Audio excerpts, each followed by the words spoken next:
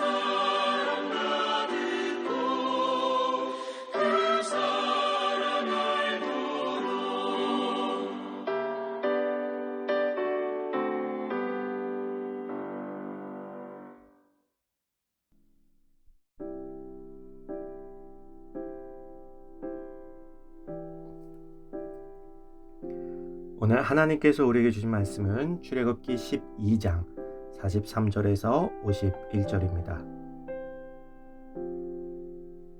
여호와께서 모세와 아론에게 이르시되 유월절 규례는 이러하니라.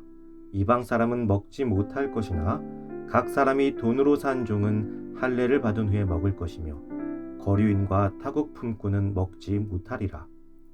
한 집에서 먹되 그 고기를 조금도 집 밖으로 내지 말고 뼈도 꺾지 말지며 이스라엘 회중이 다 이것을 지킬지니라.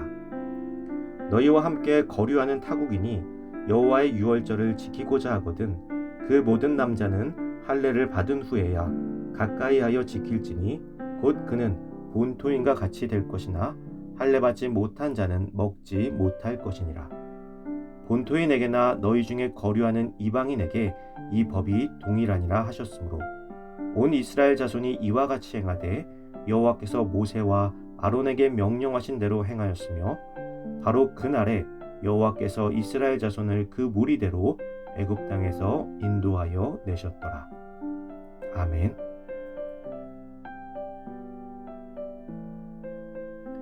열린 복음이라는 제목으로 오늘 말씀 나누겠습니다.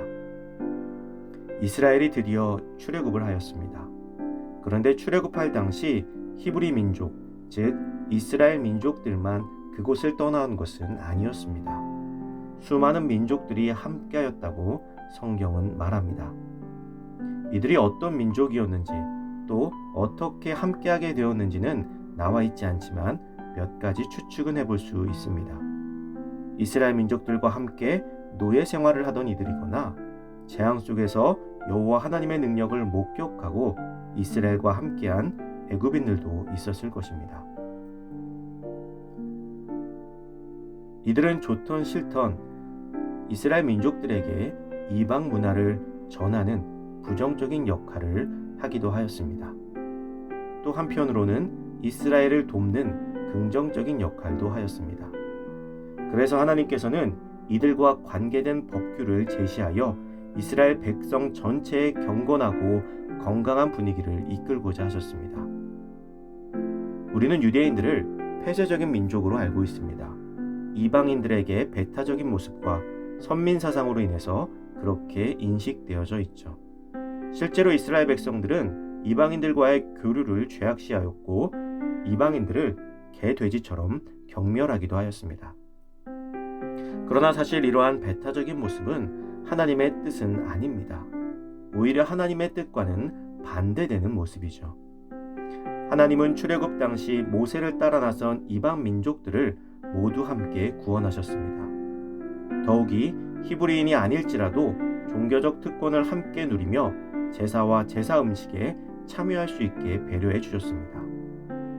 하나님의 구원은 온 인류를 향하고 있습니다. 그렇기에 오늘날의 우리도 그 구원의 행렬에 동참할 수 있는 것이죠.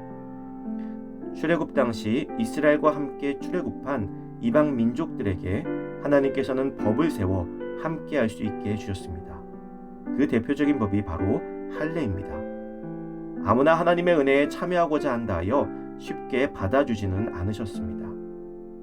여기서 할례는 단순히 남성의 성기를 둘러싸고 있는 표피를 잘라내는 수술 그 자체만을 의미하는 것이 아닙니다. 할례는 그것을 시행하는 자가 자신의 죄악된 옛 본성을 잘라내고 하나님 안에서 새로 거듭나는 표식이자 하나님의 모든 명령을 지키겠다는 신앙 고백이 담긴 외적 표시인 것입니다. 요즘으로 따지면 세례가 그 역할을 하는 것이죠.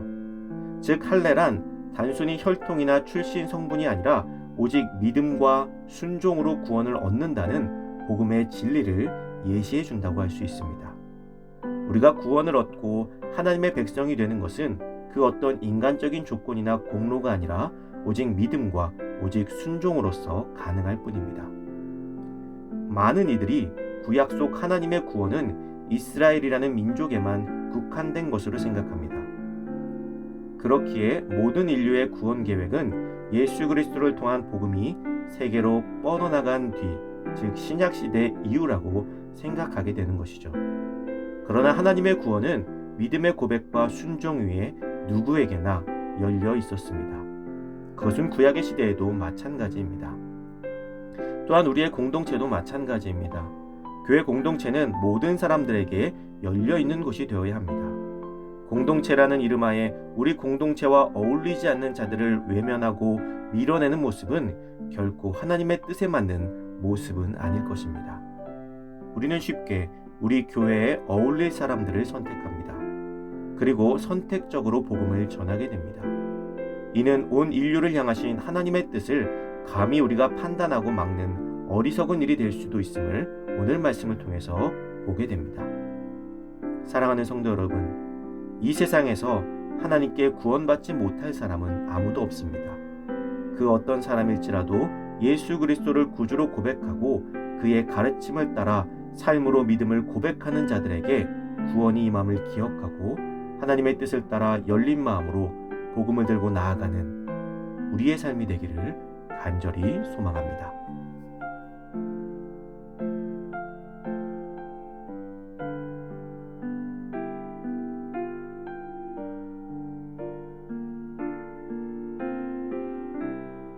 이 시간 주어진 기도 제목을 놓고 기도하고 또 각자의 기도 제목을 가지고 기도하도록 하겠습니다.